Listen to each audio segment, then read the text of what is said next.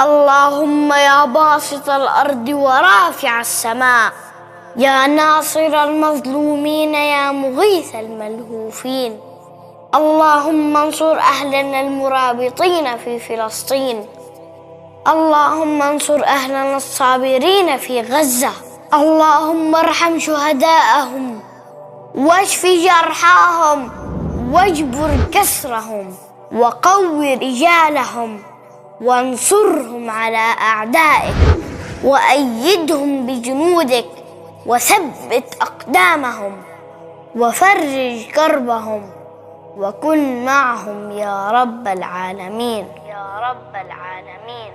اللهم يا قوي يا عزيز، عليك باليهود المعتدين الظالمين المفسدين، اللهم زلزل الأرض من تحت أقدامهم يا رب، اجعل كيدهم في نحورهم يا رب، نعوذ بك من شرورهم.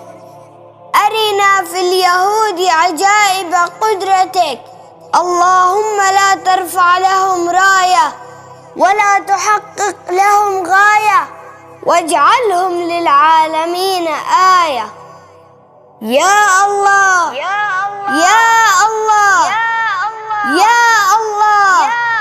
أرنا في اليهود عجائب قدرتك. أهل غزة، إن عجزنا عن نصرتكم فلن نعجز عن الدعاء لكم.